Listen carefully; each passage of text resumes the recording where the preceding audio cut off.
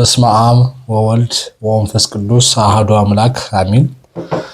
እንዴት ዋላችሁ? እንዴት አመሻችሁ? ውድ የወለተ ማርያም ዩቲዩብ ተከታታዮች ከስንት ጊዜ በኋላ ያለን ያውንላት ምች ልጅ ዩቲዩብ እንቅረጽ አለች። እኔ ደግሞ ቪዲዮ አልፈልግም።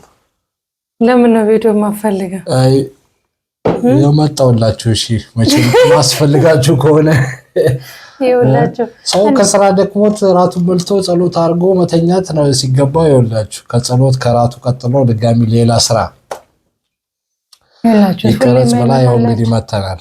ሁሌ የማይመጣላችሁ በዚህ ምክንያት ነው። ስራውን ሰበብ እያደረገ ቢያንስ በሳምንት አንድ ቀን እንኳን ጊዜ ታጣለለ እነሱ ምን ሰራላችኋለሁ ነው ጥያቄ ይኖራል። አንዳንድ ነገር ሞራንተ ስትኖር ደግሞ ከአንድ ሁለት ይባላል። ከአንድ ብርቱ ሁለት መድኃኒቱ እንደሚባል አይደለ? ዛሬ እንደውም ውድ ተመልካቾቻችን ሰላም እግዚአብሔር ከሁላችሁ ይሁን። በእያላችሁበት የክርስቶስ ሰላም ይብዛላችሁና ባለፈው በብቻዬ ሆኜ የነገርኳችሁን ወይም ስለ ቤት ስለ ቦታ ያስረዳችሁን ዛሬ እሱ ኢንፎርሜሽን በደንብ እስኪ ይዞ እንደሚያስረዳን ተስፋ እናደርጋለን። ስለምን? ስለ ቤት ጉዳይ። የምን ቤት? ስለ መኖሪያ ቤት ጉዳይ ለመግዛት የፈለጉ አፈር አሁን ለምሳሌ ባለ አንድ መኝታ ምንድነው ያሉኝ አሉ። አንታልኛ አፓርታማ ኪራይ ነው ለመግዛት ነው እንጂ ጠይቅልኝ ያሉኝ። አብዛኛዎቹ የዋጋውን ጉዳይ ባለ አንድ መኝታ ባለ ሁለት መኝታ እንዲሁም ደግሞ ስቱዲዮ የስቱዲዮውን ደግሞ በተለይ ብዙ አልገባቸውምና ስቱዲዮ ማለት ምን ማለት ነው በስንት ይገኛል የሚለውን በጣም ብዙ ሰው በኮሜንት ሲያስቀምጥልኝ ነበርና የዋጋውን ጉዳይ ማክሲመም ትክክለኛ ባይሆንም ግን ከዚህ እስከዚህ ይገኛል የሚለውን ኢንፎርሜሽን እሱ ስለሚያውቅ ከሴት ወንድ ስለሚሻል ለዛ ነው ያቀረብኩት ዛሬና። እንዴት ነው በአዲስ አበባ ላይ የደላላ ይከፍላሉ? መቼ አሻሻጥክ? ቤት ሞልቷል። ገንዘብ ካለ ምን ችግር አለ? አዲስ አበባ በሙሉ ቤት ብቻ ነው። አሁን አፓርታማም አለ፣ ሪል ስቴት አለ፣ ኮንዶሚኒየም አለ። ግን ኮንዶሚኒየም ደስ የሚለው ምንድነው ተመጣጣኝ ኖሮ ደግሞ ተመሳሳይ ለማህበራዊ ህይወት ምናምን ይመቻል። በተለይ ልጆች ምናምን ለማሳደግ ኮንዶሚኒየም አሪፍ ነው። በምን ይመረጣል? አሁን ለምሳሌ አንድ ግቢ ውስጥ 5 ብሎክ ላይ ይኖራል። 5 ብሎክ ማለት ቢያንስ አንዱ ብሎክ ላይ ስንት 70 አባወራም ላይ ሊኖር ይችላል። G7 ላይ G7 የሚባለው G4 ላይ ደግሞ ስንት ነው? 20 ነው አይደል? 20 ስለዚህ አባወራዎች ብዙ ስለሚኖሩ ግቢው ምቹ ነው። በጣም ነው የሚያምረው። ሳሮች ምናምን ሜዳዎች መጫወቻ ምናምን ለልጅ አሪፍ ነው ኮንዶሚኒየም ለማስተዳደግ። ያው ጥበቃ አለው ምናምን ደስ ይላል። እኔ አሁን የምወደው ኮንዶሚኒየም ነው። አፓርታማም አለው ያው እንደ አቅሙ እንደ ሰው አቅም ነው። ሌግዠሪ ህይወት መኖር ለሚፈልግ ኮንዶሚኒየም አሁን አለ ብዙ አባዶ በተለይ የሚሸጥ እርግጠኛ ነህ? አለ ነፍ ነው። እስኪ ማክሲመም ለምሳሌ ከስቱዲዮ እንጀምርና ስቱዲዮ ምንድነው ያሉኝም አሉ። እኔ ሽንት ቤት እና ስቱዲዮ ማለት ሳሎንና ኪችን ማብሰያ ቦታ አለው፣ ሽንት ቤት አለው፣ ሻወር አለው። መኝታ ቤት ነው የሌለው ማለት ነው። መኝታ ቤት ሲቀረው ማለት ነው። ሳሎኑ ምን ያህል ሰፊ ነው? ለምሳሌ እንደ ጓዳ አለው። ይሄ ነው የሚያክለው። በቃ መኝታ ቤት ብቻ የለው። አሁን የኛ ባለ አንድ አይደል? አሁን የኛ መኝታ ቤት ሳይኖረው ማለት ነው ስቱዲዮ። ስለዚህ አሁን ለእንትንም ብዙ የሚያስቸግር ለጓዳና ሳሎን ቀይዶ ማድረግ ይቻላል። ብዙ ሰው ነው እኮ ስቱዲዮውን ላይ ራሱ መኝታ ቤት የሚሰሩ አሉ። ጓዳና ግን ስቱዲዮ ነው ካሬው እንደ ካሬው ነው። አሁን ካሬው ሰፋ ያለ ሊሆን ይችላል። አሁን ለምሳሌ ባለ አንድ መኝታ ሆኖ አሁን G7 ላይ ያለው ባለ አንድ መኝታ 60 ምናምን ካሬ ነው። ተለቅ ያለ ነው። ሰፋ ያለ ከጂ4 ማለት ነው። የኛውን ባለ አንድ አሁን 40 ምናምን ካሬ ነው። ባለ አንድ ሆኖ 40 ምናምን ካሬም አለ፣ 60 ምናምን ካሬም አለ። ሰፊ ያለ እንደ ስፋቱ ማለት ማክሲመም አሁን ስቱዲዮ ለግዛ ቢል አንድ ሰው ቦታ ምናምን ቢለየውም ግን በዚህ በአባዶ ዙሪያ ስንት ይገኛል? አሁን አዲስ አበባ ውስጥ ላይ ካሉት ኮንዶሚኒየም አባዶ ትንሽ ዋጋ ይጨምራል። ለምን ሰፈሩ ምናምን ያምራል፣ አቀማመጡ ምናምን ይዞታው ጥሩ ስለሆነ ይመስለኛል ብዙ ሰው ይመርጠዋል ለመኖር አባዶን፣ እኔንም ጨምሮ። ራሱ አንድ መንደር ነው የሚመስለው። ስገቢ ያለሽ አሁን ወደ G7 ምናምን ስገቢ አንድ የሆነ ግቢ ነው የሚመስለው ራሱ። እና ብዙ ሰው ይመቸዋል ለትራንስፖርት የትም ቦታ ለመሄድ ምናምን አማካኝ ቦታም ስለሆነ ይመስለኛል። ጫጫታ ብዙ ምናምን የለውም፣ ጸጥ ያለ ነው። አሁን ብዙ ኮንዶሚኒየም ኳርታ ውስጥ አለ፣ ግን ከተማ መሃል ስለሆኑ ብዙ አይመቹም እነሱ። ከዛ ምክንያት ይመስለኛል የተወሰነ ጭማሪ አላቸው ከሌሎች ኮንዶሚኒየሞች። ግን አሁን አባዶ አሁን እንደሰማሁት ከሆነ ስቱዲዮ ከ2.5 እስከ 3 ሚሊዮን ድረስ አለ ስቱዲዮ። አዎ ግን ያ ማለት ምንድነው ዋጋው የሚለያየው እንደ ቤቱ ጥራት። ለምሳሌ ኪችን ካቢኔት ሴራሚክ የሌለው ምናምን ሊሆን ይችላል። ያ አንፃር ነው ልዩነቱ። ሴራሚክ የተነጠፈለት ወይም ኪችን ኩሽናው ላይ ኪችን ካቢኔት የተገጠመለት ሊኖር ይችላል። አዎ ሰውየው እንዳሳደሰው ሁኔታ ነው የሚወሰነው። በመሃል ያለው ጋፕ ግን ሊሆን የሚችለው ከ2,500,000 እስከ 3 ሚሊዮን ድረስ አለ ስቱዲዮ። ባለ አንድ ደግሞ ከ3.5 ከ3,500,000 ብር እስከ 4 ሚሊዮን ድረስ ባለ አንድ መኝታ ሳሎን አንድ ክላስ እና አንድ መኝታ ክፍል ያለው ማለት ስቱዲዮ ላይ አንድ መኝታ የሚጨምር ማለት ነው። ባለ ሁለት ሲሆን ደግሞ ከ5 ሚሊዮን እስከ 6 ሚሊዮን ያሉት እንደዛ መሰለኝ። ከ5 ሚሊዮን እስከ 6 ሚሊዮን ነው መሰለኝ ባለ ሁለት መኝታ። አዎ ቦታ ግን ባለ 3 ሲሆን ደግሞ ከ7 ሚሊዮን እስከ 8 ሚሊዮን ድረስ። ለምሳሌ አሁን የፎቁ ልዩነት አለ። አንደኛ፣ ሁለተኛ፣ ሶስተኛ፣ አራተኛ ፎቆች እንትኑ ፎቁ ከፍ እያለ ሲመጣ ዋጋውን ትንሽ እየቀነሰ ይመጣል። አዎ ሲቀንስ ደግሞ ደረጃው ምናምን ሲቀንስ ብሩም እየጨመረ የቤቱ ይዞታ ጥራቱ እና ቅያስ ላይ ገበያ ያለ ምናምን ከሆነ ዋጋቸውም ሊቀንስ ይችላል ቤቶቹ። ለምሳሌ አሁን ወደ አስፓልት ምናምን የወጡ ከሆኑ ትንሽ አሁን የማዘር ቤት አስፋልት ጋር ስለሆነ እሱ አሁን ብዙ ብር ያወጣል። አንደኛ ካሬውም ሰፊ ነው 60 ምናምን ካሬ ነው። የሱ አሁን ብዙ ያወጣል። አሁን ባለ 3 መኝታ በሚሸጥበት ዋጋ ልትሸጠው ትችላለች እሷ።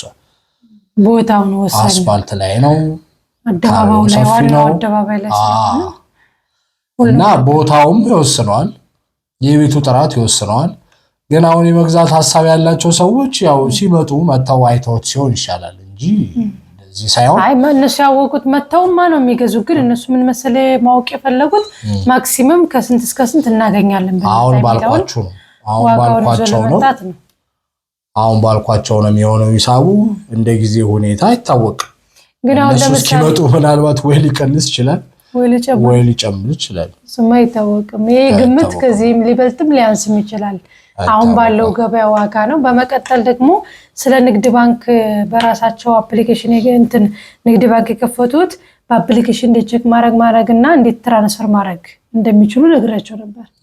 እና ብዙ ሰው አሁን ባክሽን አስረጅን የአፕሊኬሽኑ ጉዳይ ምናምን እያሉ ነበረ ይመስለኛል። በዚያን ጊዜ ኤቲኤም ብቻና እንደገና ኖርማል ቡኩን ከፍተው ነው የሄዱት እንጂ በስልካቸው አፕሊኬሽን አልጫኑም። በአሁኑ ሰዓት በስደት እያሉ በውጪ ቤት በአረብም በአውሮፓ የሚኖሩ ነገር ግን በውጪ ሆነው ያን አፕሊኬሽን አወርደው መከታተል ይችላሉ? አይችሉም። እንደዛ አይችሉም።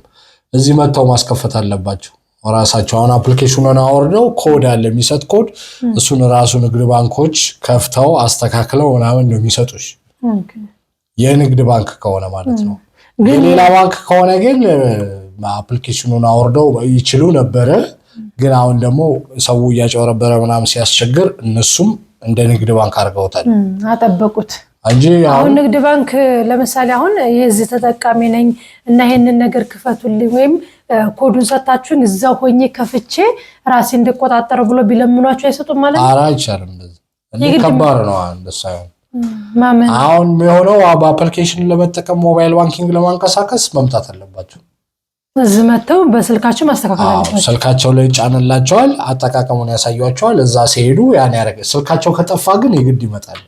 እንኳን እነሱ አሁን አንቺ አሁን ስልክሽ ሞባይልሽ ቢጠፋ ከሞባይልሽ ላይ ቶሎ አሁን ደውልሽ ምናምን ማዘጋት አለብሽ። ከዛ ስልክሽ ላይ እንደ አዲስ ነው።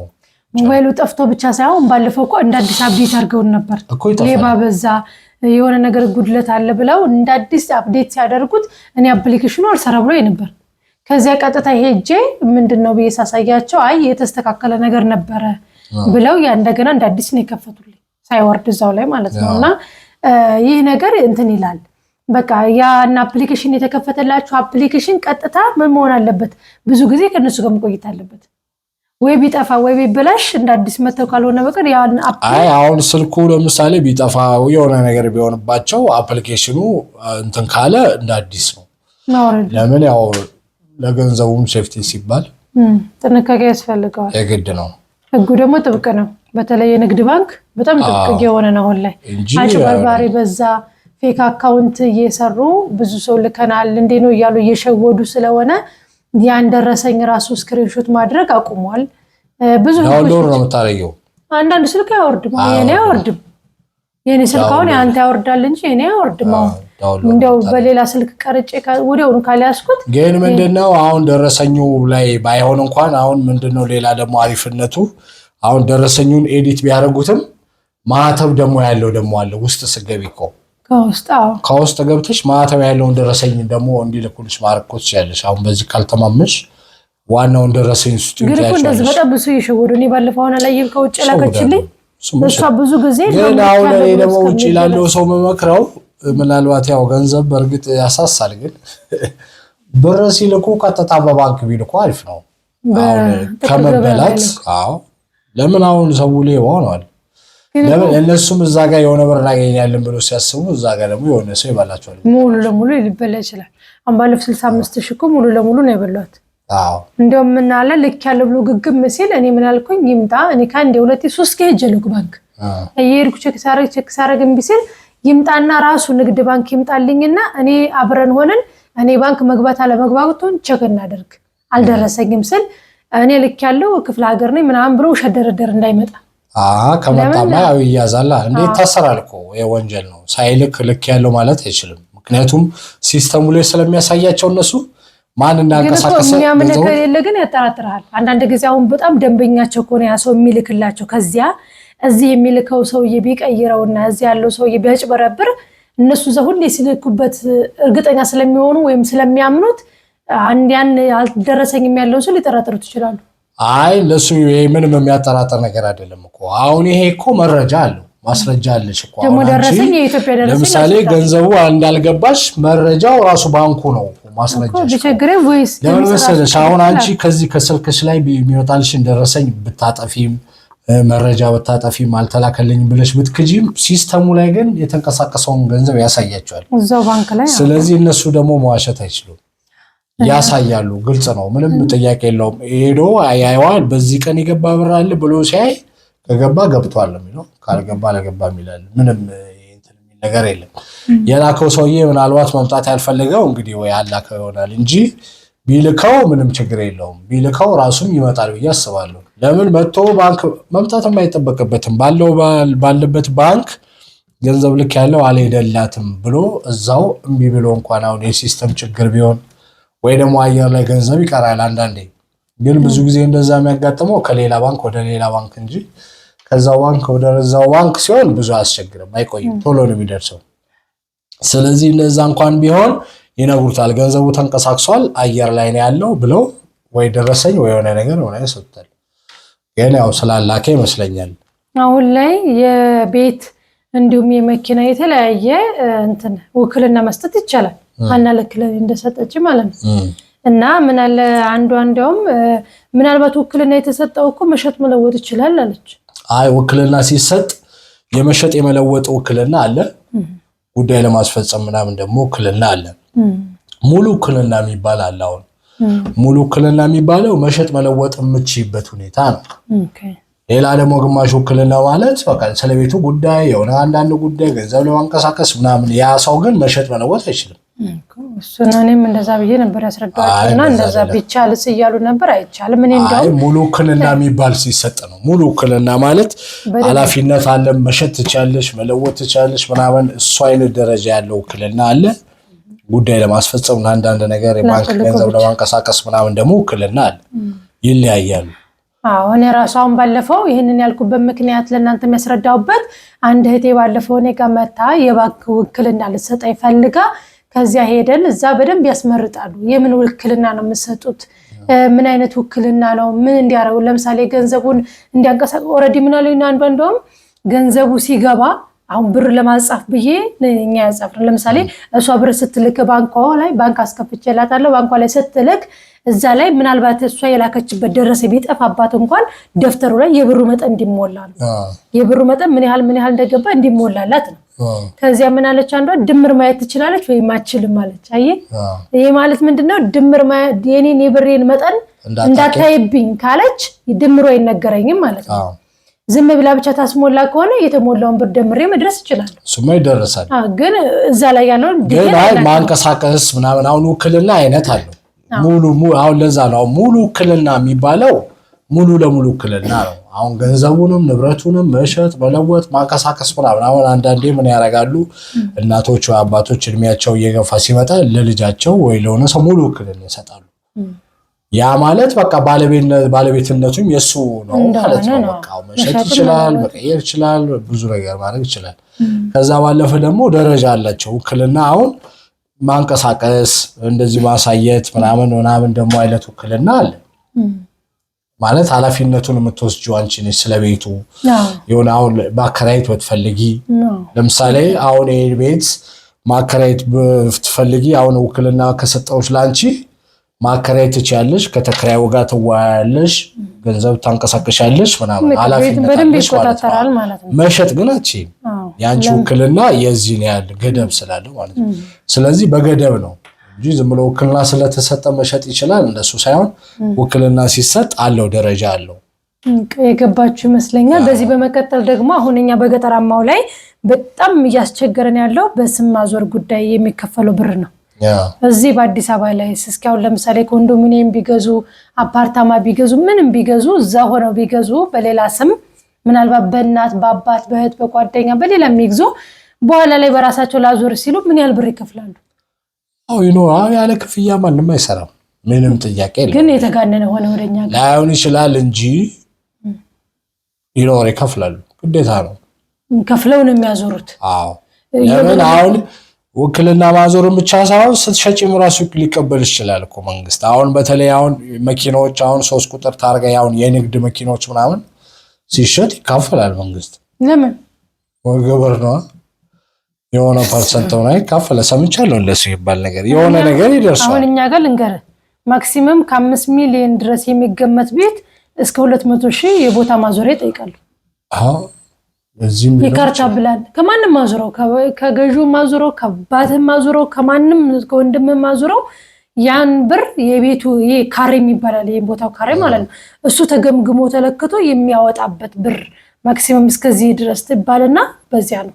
እኔ በፊት እንደውም በ120 ሺህ ዙሪ ሲባል ተለምኜ እምቢ ብዬ አሁን 200 ምናምን ገባብኝ።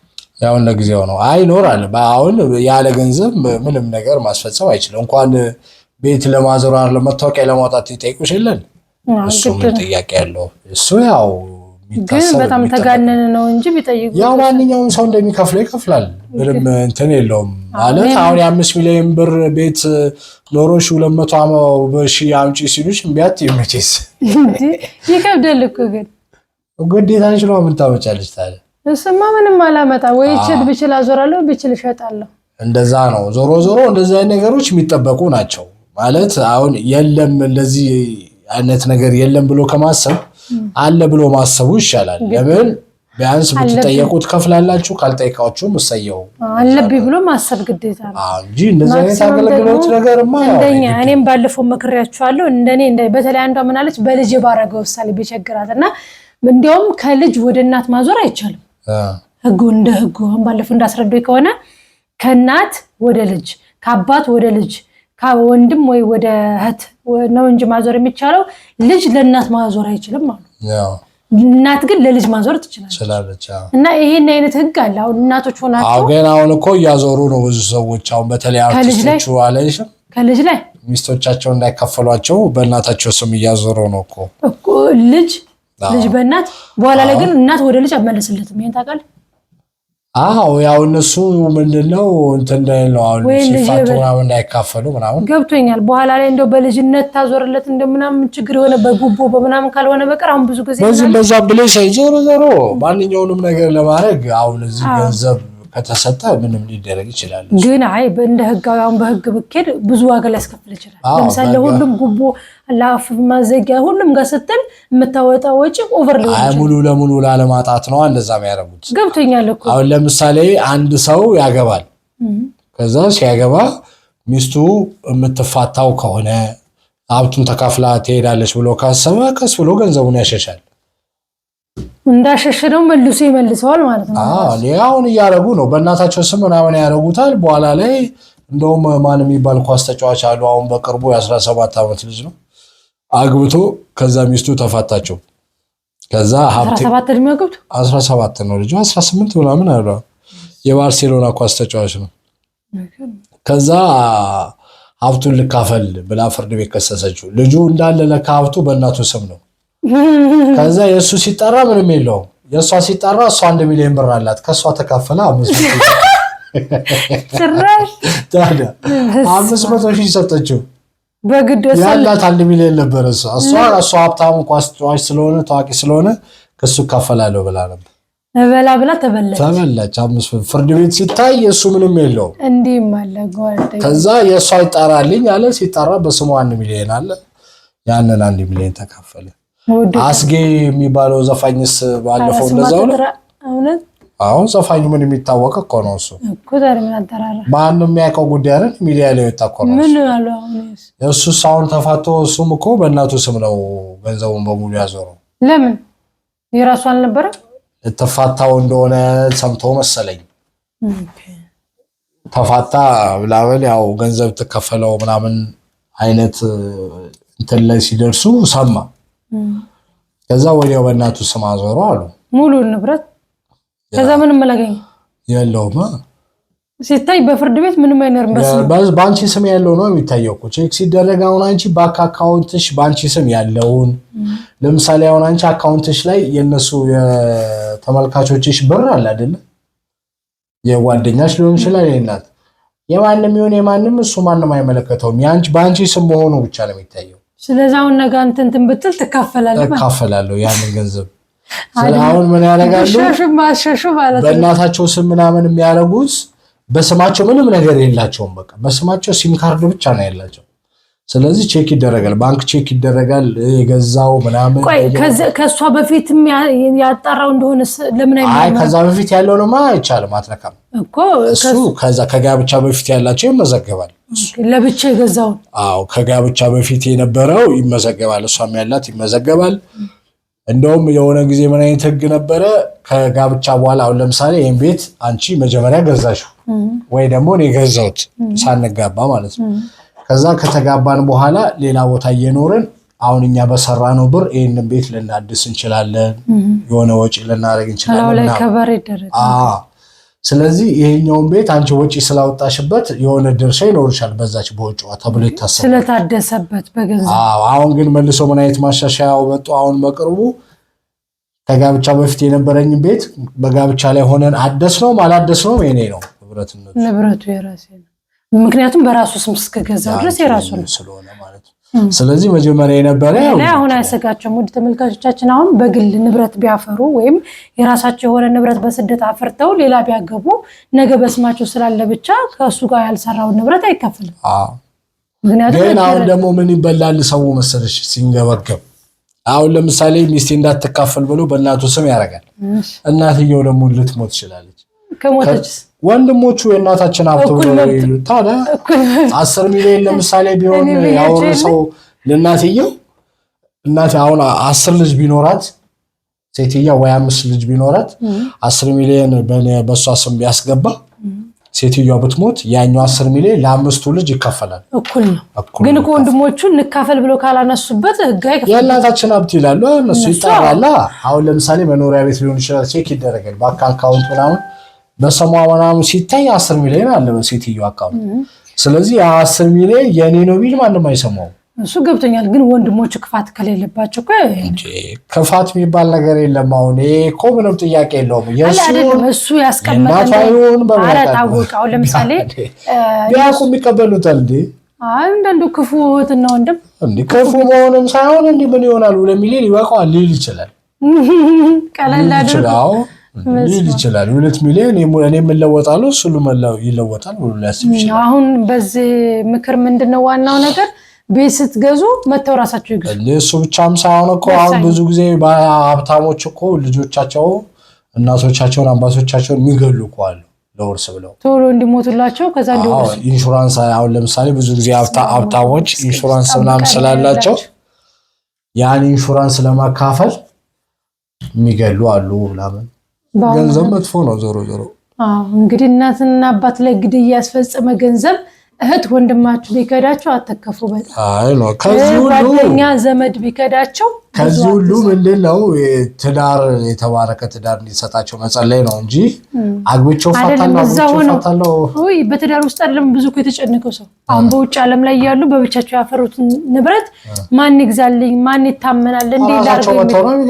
ለምሳሌ ህገወጥ የሆኑ አሉ መንጠት የማይችሉ አሁን ከዛ ከኛ ጋር አለ። አሁን ለምሳሌ ለነሱማ አንደኛ የሚያምኑት ሰው ያስፈልጋል። እንደዛ ካልሆነ ደግሞ ከመታመን የለም። ከባድ ነው። አሁን ሪል ስቴቶችም አፓርታማዎችም ምናምን ቢሆኑ እነሱ ቢሆን ከባድ ነው። አሁን ለምን እዚህ ሆነሽ ተዋውለሽ ራስሽ በራስም ውክልና ብቻ ለአንድ ሰው ከሰጣችሁ መሸጥ መለወጥ የማይችለው ግን መጥቶ ዞሮ መምጣት ያስፈልጋቸዋል። መጥተው ማየት ይጠበቅባቸዋል። ደስ ያለውን ነገር ወደውት ካለበለዚያ እንደዛ ካልሆነ ገንዘቡን ማስቀመጥ ነው። ገንዘቡ ደግሞ ከባድ ነው። ብቻ ይሁን ለማንኛውም ይሄንን ይመስላል። አሁንማ ከመበላት ይሻላል እንጂ አሁን የሚያምኑ ያስፈልጋል። አሁን ቢያንስ ቤተሰባቸውን ማመን አለባቸው። ግን ታዲያ የማይታመኑ እኮ ስንት አሉ። አንዱ አሁን 9 ዓመት ሰርታ ማለት ነው ከኛ ጋር የመጣች አንድ ጓደኛዬ 9 ዓመት ሰርታ ስትመጣ እናቷ ቤት ሰርቼልሻለሁ ቦታ ይዣለሁ እንዴት ነው ያለቻት። ስትመጣ ግን ምንም የለም ምንም ለታክሲ አታ እስክትጨናነቅ ድረስ አስብ። እንግዲህ እንዲህ አይነትም ህይወት ታሪክ አለ። እንደገናም ደግሞ አንድ እህቴም እንደዚህ ኮሜንት ጽፋልኛል በዚህ ዙሪያና ብዙዎቹ እንደዚህ የተበሉም እንደዚህ የተደረጉም አሉ። መንፈሱም ነው ከናንተም ከቤተሰብ ጋር ያለው ያን ነገር የሚያስደርገው። ግን እባካችሁ ሙሉ ለሙሉ አትመኑ። እንደዚህ እንኳን እያልኳቸው አሁንም በእህት በወንድም በአክስት ባጎት እያስቀመጡ ያሉ አሉ። ግን እኮ ይሄ ማለት ታማኝ የለም ማለት አይደለም። ብዙ ታማኞች አሉ ገንዘቡን የማይነኩ ብሎ የተባሉትን ብቻ እንጂ እናንተ ካላላችኋቸው ውጪ የማይነኩ አሉ። በስነ ስርዓት አስቀምጠው የሚሰጡ አሉ አደረ። አይከባድ ነው። አሁን እኮ ከኔም ቤተሰብ አለማመንም ማመንም ይከብዳል። ጊዜው በጣም ያስፈራል። እንዲህ ነው ለማለት ይከብዳል። አሁን ሰው አትመኑ ማለትም አይቻልም። ታማኝ አለ እመኑም ማለትም አይቻልም።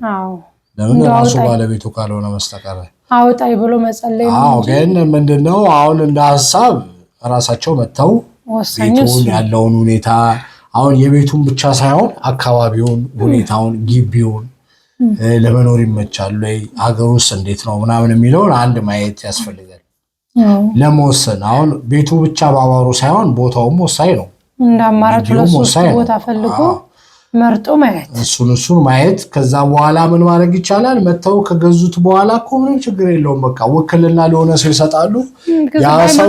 ያ ሰው የሚቀበለው ውክልና ቤቱ እንዲያከራየላችሁ። አሁን ለምሳሌ በ10 ሺህ ብር ያከራያችሁት ቤት ከ2 ዓመት ምናምን በኋላ 20 ሺህ ሊገባ ይችላል፣ 15 ሺህ ሊገባ ይችላል። ያን እየተከታተለ ኪራይ የሚያስጨምርላቸው ሰው ምናምን ነው እንጂ የሚያስፈልገው ቀጥታ በአካውንታቸው ነው የሚያስገባላቸው። ምንም እንትን የለውም። ውጭ ብትሆኑም በየወሩ ሲደርስ አካውንታችሁ ላይ ይገባል ብሩ እና ተቼክ ነው የምታደርጉት። ከዛ ብር የሚጨምርበት ሁኔታ ሲመጣም ያው እያስጨምራችሁ እንደዛ ማድረግ ይቻላል። ስትመጡ የምትኖሩበት እስከዛ የሚከራይ ማለት ነው።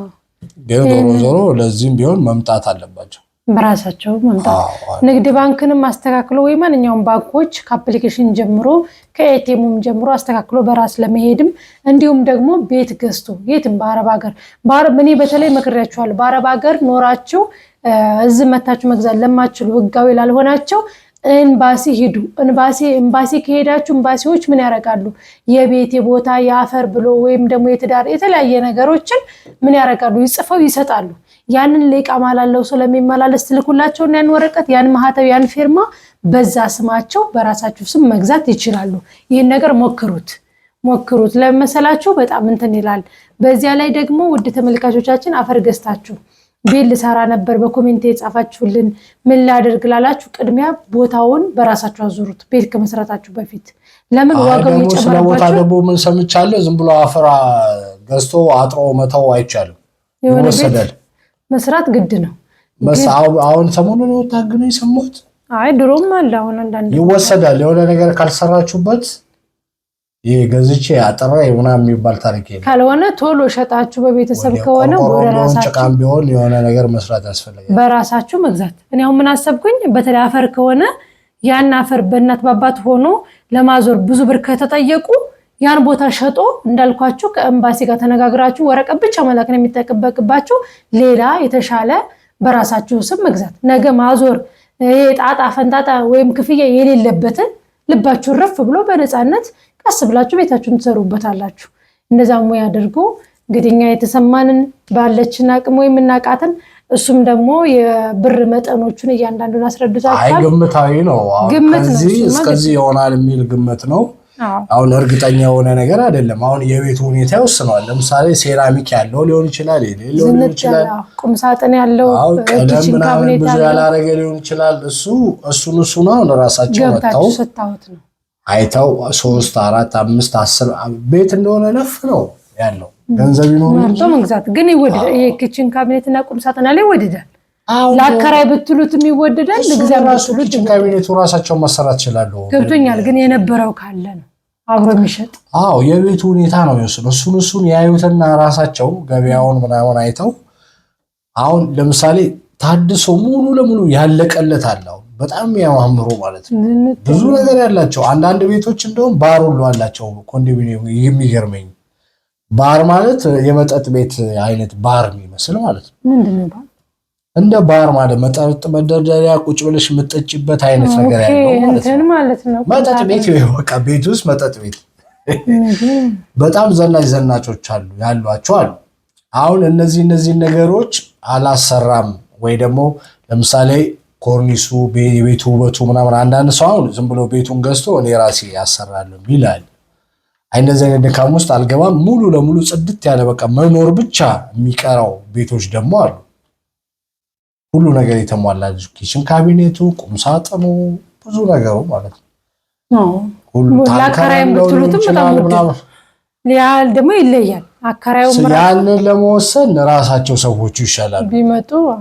መታችሁ ምንም ያስቸኩል ነገር የለም። ስትመጡ አገሩን ዞሮ ብላችሁ አይታችሁ ቤቱን ወሰናችሁ የፈለጋችሁትን ያህል የምትወዱትን የፈለጋችሁ ቦታ ላይ ደስ ያላችሁን በራሳችሁ ምርጫ ገዝታችሁ መሄድ ትችላላችሁ። እንደያቅማችሁ እንዳስረዳናችሁ ከስቱዲዮ ጀምሮ ባለ 1 ባለ 2 ባለ 3 መኝታ እያላችሁ ዝንጥ ያለ ቤት በምትፈልጉት ቦታ ላይ በምትፈልጉት አካባቢ ለምሳሌ ሁለተኛ ፎቅ፣ አንደኛ ፎቅ፣ ሶስተኛ ፎቅ የሚባል አለ እስከ 4 እስከ 5 እስከ 7ም ድረስና ያንንም የራሳችሁ ምርጫ የቤቱንም ጥራት እያንዳንዱን አይታችሁ መውሰድ ትችላላችሁ። ኮንዶሚኒየም ልክ እሱ እንዳላቸው ሴፍቲ ነው። አሁን እኛ በር 3 በር ነው ያለው። በሶስቱም ላይ ዘበኛ አለው። እዛ ነው ኮንዶሚኒየም የእግረኛ መግቢያ አለ። ለሊት ተቀን በዘበኛ ይጠበቃል። ደጅ በጣም ሰፊ ጓሮ አለው። ህፃናት እንደፈለጋችሁ ሳር ነው ለጮ ነው እንደፈለጋችሁ ነው የሚጫወቱትና እንደዚህ አይነት አሁን ሰፋ ያለ ቢያንስ ባለ 2 ባለ 3 መኝታ ቢኖር ዝንጥ ብለህ ትኖራለህ።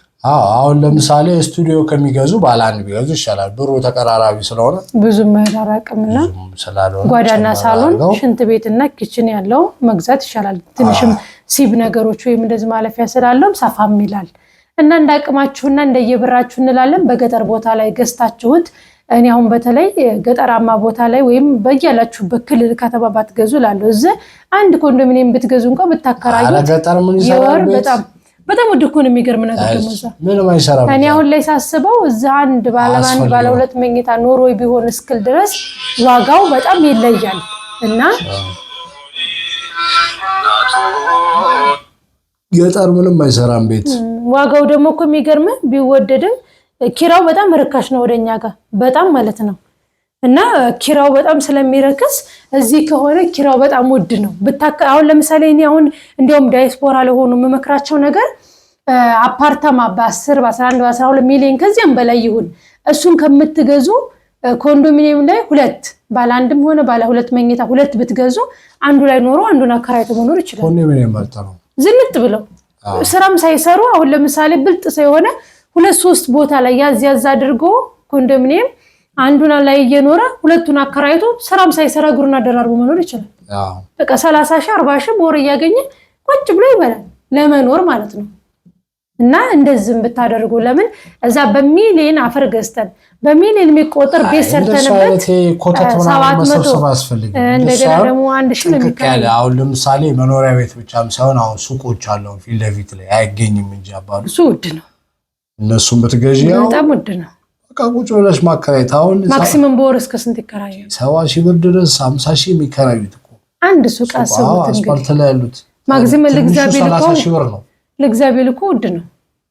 አዎ ሰማው ማንም አይሸጥልሽም እንጂ ያው በይሳት አከራይቶ መኖር ስለሚቻል አስቡት። ቤቱ ሲመሰረት የተገኘ ሰው ምናምን ነው እንጂ አሁን ወይ የሚከራይ እንጂ ሞር ለእግዚአብሔር ይባል ብዙ አፓርታማና ኮንዶሚኒየም ላይ ቶሎ የሚያልቀውም እሱ ነው።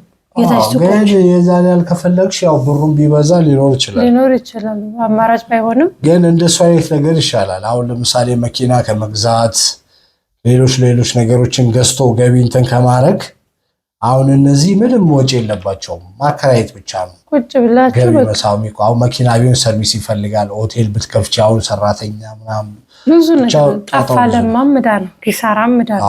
ይሄን ግን ቢያደርጉ ቁጭ ብለው አሁን ብዙ ጊዜ ከውጭ ይመጣሉ ሆቴል ይሞክራሉ የሆነ ነገር ያደርጋሉ ገንዘባቸውን ይጨርሳሉ ብዙ ጊዜ ነው። ይሄ ግን አሁን አንድ ቤት ሁለት ቤት ቢገዙ አንዱን እየኖሩበት አንዱን ያከራየች በተለይ መንፈሳዊ ከሆኑ ገዳም እየመሰገዱ ገዳም እየጾሙ እየሰገዱ ቤታቸው ሆነው በደንብ ከእግዚአብሔር ጋር ሆነው እዛ ጋር ገቢም እያገኙ ዘና ብለው ይኖራሉ። አሁን መሆንም ያለበት ነው። እኔ አሁን ማስበው ነው አሁን ቢሆን ማስበው አሁን ቤት ኮንዶሚኒየም ወይ ሱቅ ገዝቶ ምንም ሐሳብ ለምን አሁን እናንተ የግድ መስራት አሁን ለምሳሌ ሆቴል ብትከፍቱ መስራት አለባቸው ራሳቸው መገኘት አለባቸው። ሱቅም የሆነ ነገር ምናምን ቢሆን መገኘት ይሄ ግን በወር የሚገባ ብር ነው። ጊዜ ይኖራቸዋል። ገዳም እየሄዳችሁ ጾም ሲሆን በደንብ መንፈሳዊ ደግሞ ምርጥ ነው እንደ ሐሳብ ነው እንጂ ያው ትክክል ነው ማለት አይደለም። የእናንተ የቢዝነስ ፕላናችሁ ምን እንደሆነ ያው እናንተ ነው የምታውቁት። አይ ሁሉም እኮ የራሱ ስራ ፍላጎት አለው። ግን ይሄ እንደ ተጨማሪ ገቢም ይፈጥራል። አንድ እሱ ነው። ሁለት እፎይ ብሎ ለመኖር አሁን ብዙ ጊዜ ውጪ አሁን የኖሩ ሰዎች አብዛኛው ስራ ይሰለቸው ነው። ስለዚህ ድጋሚ ስራ መጠቅለል ላይሆንላቸው ይችላል። ስለዚህ እፎይ ብለው ለመኖር አሁን ዝም ብለው ቢኖሩ ያላቸውን ገንዘብ ይጨርሱታል ያልቃል። ስለዚህ ቤት ገዝተው ያልሽው አንዱን እየኖሩበት የዛ አሁን ቢያንስ ባለ አንድ መኝታ ቢያንስ 14,000 ብር ምናምን ነው የሚከራየው። አስቡ እንግዲህ እሱ ራሱ ምን ያህል በወር ገቢ እንደሚያስገኝ አስቡት። ስለዚህ አሁን ቤት ካላቸው እቺ ሰው እኮ 14,000 ብሩ አሁን ባል ደግሞ ካለ እሱም የሆነ ነገር ተንቀሳቅሶ ይመጣ ቆንጆ ነው ኖረው ያ ራሱ በቂ ነው።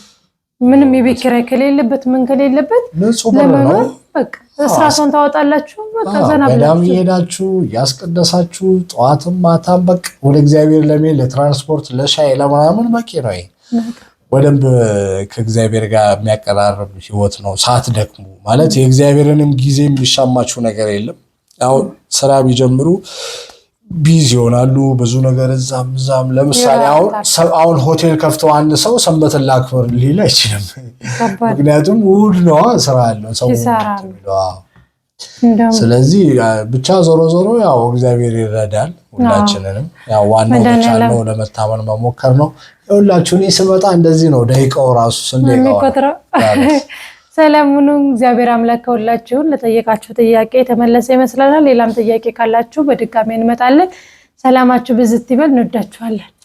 ደላለሩ እንግዲህ አልፎ ቢሆንም በቅላለሁ እንግዲህ ብዙ ጊዜ እንኳን ያው እሷ እንዳታስቸግረኝ ነገሯት እስቲ ደቆይ ነው መጣው ከጸሎት በኋላ መተኛት አለብኝ። ግን ያው ሌላ ስራ ተጨማሪ ግን ይሁን እስቲ የሚጠቅማችሁ ከሆነ ብዬ ነው መጣው። በጣም የሚጠቅማችሁ ብዙ እየጠየቁ ነበር። ለማንኛውም ስትመጡ ቤቱን እናያለን። እንግዲህ ምንም ችግር የለውም። ያው እኔ ምንም የደላላ ሸቀላ ማለት ነው አልፈልግም። እሱን ለማንጣት ያብቃችሁ፣ መድኃኒዓለም ለመግዛት ያብቃችሁ እንጂ አይዟችሁ። ዝም ብሎ ነው እየቀለደ። በደንብ አድርገን እናጋዛዛችኋለን አይተን መርጠን ማለት ነው። ለዚያ ያብቃችሁ። እናንተ ገንዘብ ይኖራቸው ግድ ነው እነሱን መደገፍ። እነሱን ያልደገፍን ምንም ዋናው ገንዘቡ ይኖራችሁ እንጂ አሁን ኢትዮጵያ በተለይ እኮ በጣም ምቹ ናት ለመኖር ገንዘብ ላለው ሰው ማለት ነው። ኢትዮጵያ ገንዘብ ከሌላችሁ በጣም ከባድ ነው። ገንዘብ ላለው ሰው ግን በጣም ምቹ ናት። በጣም ሁሉ ነገሯ ይስማማል። በቃ በጣም ምርጥ ነው። በተለይ አዲስ አበባ በጣም ምርጥ ናት።